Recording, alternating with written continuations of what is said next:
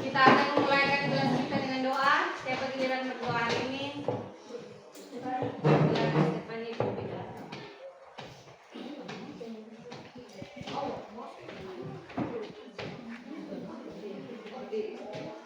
Berdiri.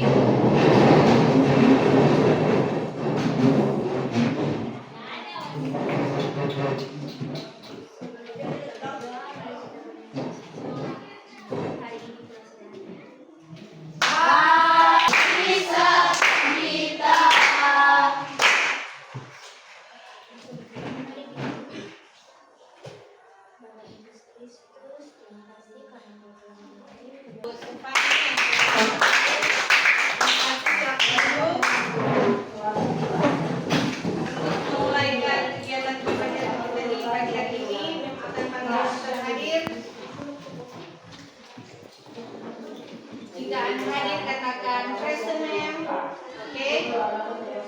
Esni Gahanggang. Christian Sikome. Present.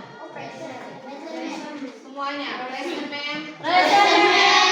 Ryan. Present ma'am. Aprilia. Aprilio. Present ma'am. Fadli Boy. Hari ini Anda akan belajar mata pelajaran yang baru, mata pelajaran yang semasa Anda SD belum ada. Betul atau tidak? Sudah pernah belajar mata pelajaran ini sebelumnya? Belum. Oke, mata pelajaran ini kita akan singkat dengan singkatan KKA. Mata pelajaran apa? Coding dan kecerdasan artifisial. Apa? Coding dan kecerdasan artifisial. Coba adik-adik baca di depan saya. Coding dan kecerdasan artifisial. Nah, mata pelajaran ini kenapa perlu? Karena sekarang kalau melihat, pernah lihat robot? Pernah lihat robot? Robot lama-lama akan menggantikan kegiatan manusia, betul atau tidak? Ya, dia bisa melakukan banyak hal. Tapi di balik robot itu harus ada siapa yang mengoperasikan robot itu? Manusia. Manusia yang bagaimana yang mengoperasikan itu robot? Harus manusia yang apa? Pintar, yang cerdas. Siapa manusia-manusia itu? Kita. Siapa Albert Einstein? Albert Einstein ini masa yang lalu. Kalau di saat sekarang, siapa yang akan mengoperasikan robot-robot itu? Kita. Anda ada orang cerdas atau tidak? Cerdas atau tidak? Anda orang cerdas atau tidak? Cerdas. Orang pintar. Punya apa? Punya otak. Kalau dilatih, diasah, Anda boleh menjadi seorang insinyur, boleh menjadi seorang saintis, ilmuwan yang boleh mengoperasikan ini robot. Nah, materi kita yang pertama yaitu berpikir komputasi. Berpikir komputasi. Nah, nanti kita akan belajar saat ini karena ini baru, jadi perhatikan baik. Nanti sebentar Mem akan bertanya. Seperti kemarin Mem akan kasih kuis, memberikan kuis, Mem bertanya, yang bisa menjawab Mem beri penilaian. Oke? Jadi tidak bergantung pada orang lain, bergantung pada siapa? Makanya selama pembelajaran harus apa? Fokus. Oke. Tujuan pembelajaran mata pelajaran KKA di saat ini yang pertama, baca adik-adik nomor 1, murid dapat.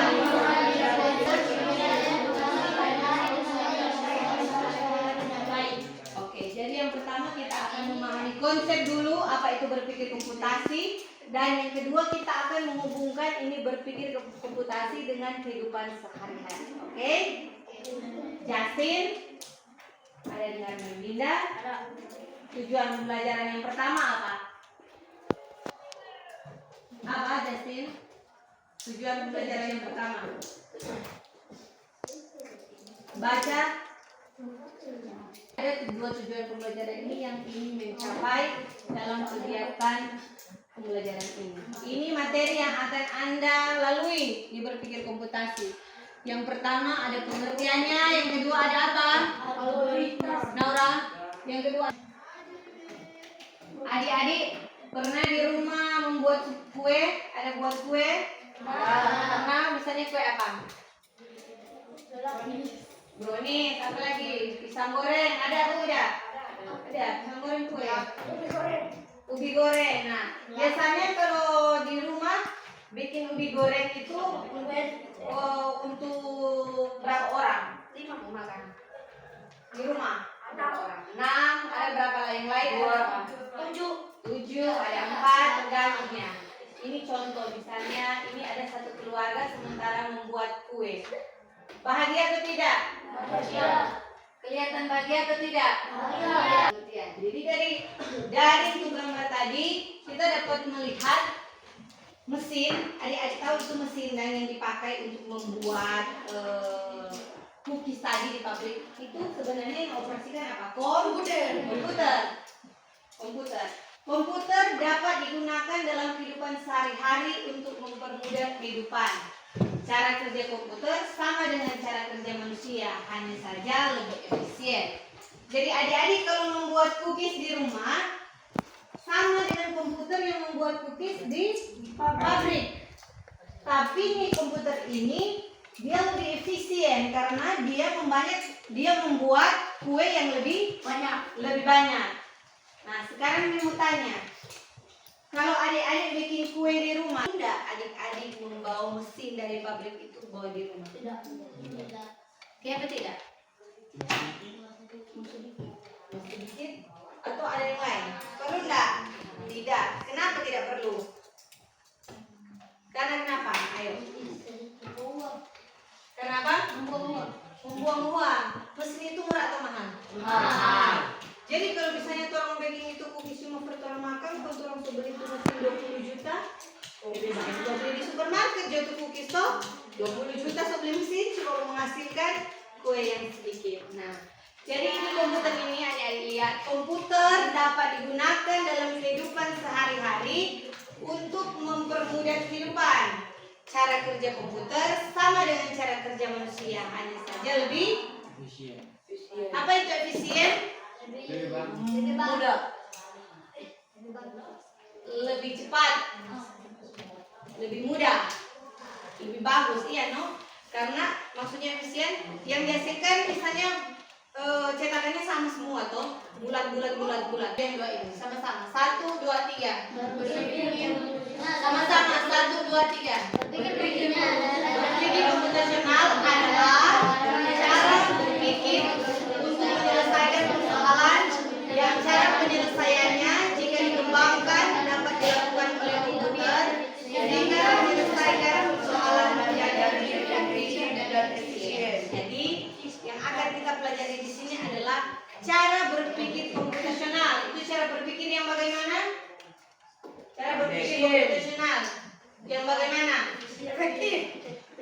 Menyelesaikan persoalannya yang cara penyelesaiannya dapat dikembangkan di komputer supaya pekerjaan menjadi lebih apa?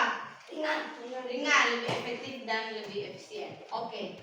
Itu pengertiannya. Nanti sebentar mentanya ya, apa itu pengertian computational thinking. Adik-adik kalau merasa ini penting, itu dia apa?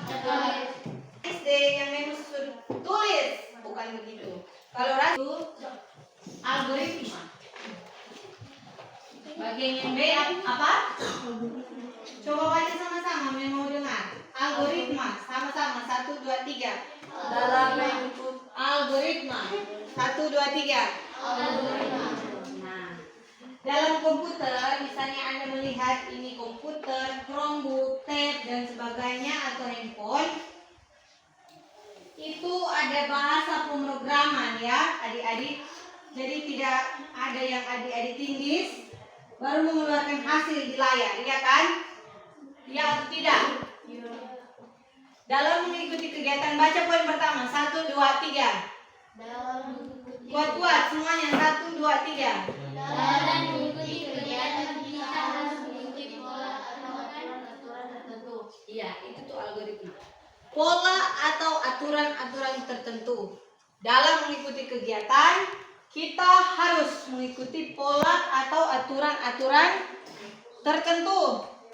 Baru yang kedua, pola dapat digunakan untuk mendefinisikan sebuah bentuk dan struktur yang tetap. Pola dapat digunakan untuk mendefinisikan sebuah bentuk dan struktur yang tepat. Adik-adik boleh tulis poin 1, poin 2 boleh langsung ditulis. Cepat, kasih waktu 1 menit untuk menulis. Cuma pendek. Yang sudah boleh baca-baca kembali supaya memang kalau memang tanya apa baru dia muncul. Ada perintah yang dimasukkan kalau itu terjadi. Hanya kalau kita mau mengetik, kita ketik. Kalau kita tulis huruf A yang akan keluar huruf apa? Huruf A dong. Kecuali keyboardnya sudah rusak, ya kan? Kalau kita tulis huruf D yang keluar huruf apa? D. Nah, dalam komputer ini ada polanya atau ada aturan yang adik-adik harus ikuti supaya boleh menghasilkan ada hasilnya. Misalnya kalau mau berketik ada aturan, aturannya tulisannya harus ukuran 12 begitu. Ada aturan kan? Nah, pola dapat digunakan untuk mendefinisikan sebuah bentuk dan struktur yang tetap. Sekarang yang akan memberikan contoh soal bagi adik-adik untuk membantu adik-adik memahami apa nih algoritma. Adik-adik dilarang untuk membagikan kertas, dilarang. Ada yang dengar? Nanti dikerjakan pada kuis yang kedua. Kalau mendapati adik-adik sudah membuka ini lembaran yang kedua, berarti harus mengerjakannya. Dilarang membalikkan ke selanjutnya, dikerjakan langsung di sini. Oke? Langsung tulis nama di bagian atas. Kita semua sudah dapat kertasnya. 5 warna apa? 5 merah, 3 hijau, 7 kuning, 2 biru. Sekarang dia akan membuat manik-manik seperti di gambar. Toh? Pertama dia akan bikin warna apa dulu? Merah. Hijau.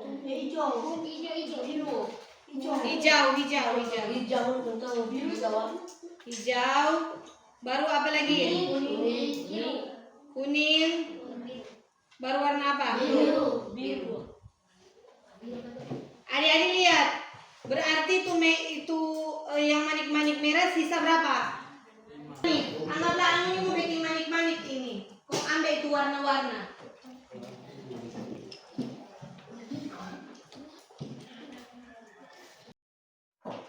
Itu menandakan warnanya manik-manik habis. Tulis, misalnya 5, otak so pakai 1 garis tinggal 4, baru garis tinggal 3.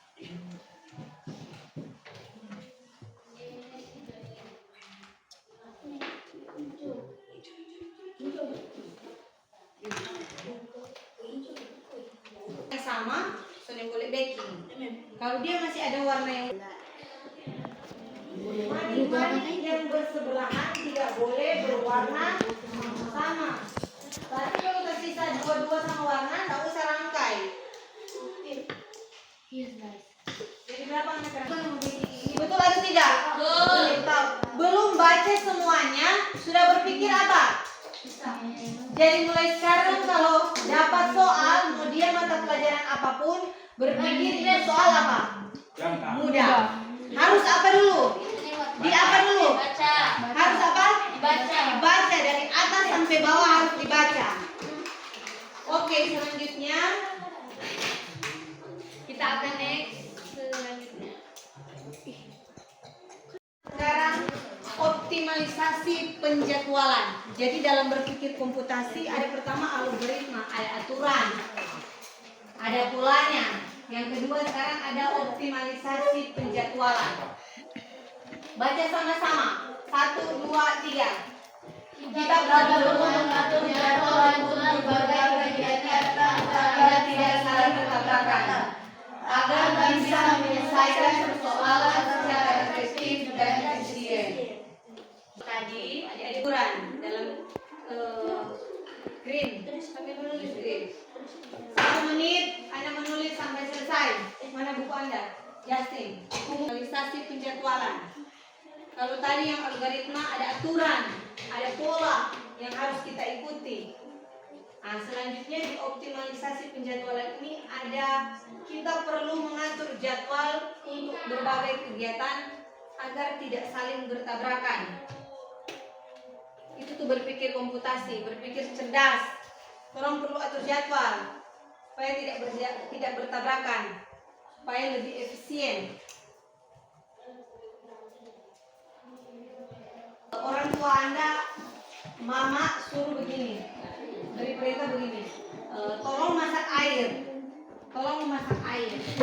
Nah kan Anda sampai di rumah biasanya sudah apa? Perut apa? Lapar. Pulang rumah dari sekolah biasanya perut apa? Roncongan. Roncongan, lapar.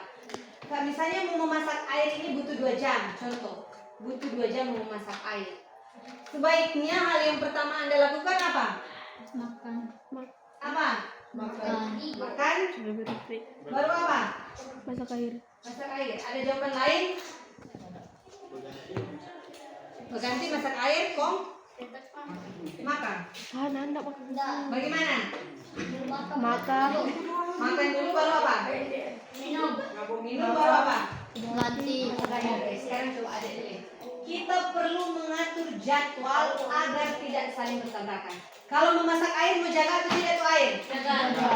Kan tidak perlu dijaga. Ini perlu selatan toh. Langsung ambil air, tampung air, pasang air 2 jam ini. Toh, baru adik-adik makan. Supaya apa adik? 1 jam adik-adik makan, itu 1 jam air sudah dimasak. Kalau nanti adik-adik makan 1 jam, memasak 2 jam, jadi berapa jam itu? 3 jam. Tapi kalau dilakukan secara bersama-sama, toh Pak masak air dulu, masak air baru adik-adik apa? Makan. Supaya sambil makan itu air sudah apa? Mendidih, masak. Jadi dalam 2 jam, misalnya kan memasak air 2 jam. 2 jam ini toh. 2 jam ini adik-adik suruh kelar memasak air dan kelar apa? Makan. Kelar makan. Oh ini maksud. Mesti atur jadwal baik-baik untuk membantu adik-adik memahami bagaimana itu penjadwalan. Buka lembar 2.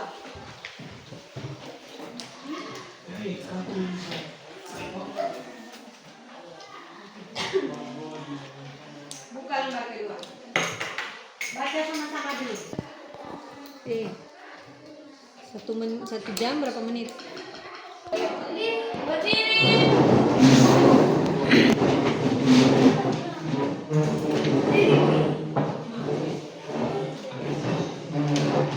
Siap. Siap salam. Terima kasih, Ibu Guru. Terima kasih yang sudah selesai. Silakan dikumpul semuanya dan kembali ke ruangan kelas.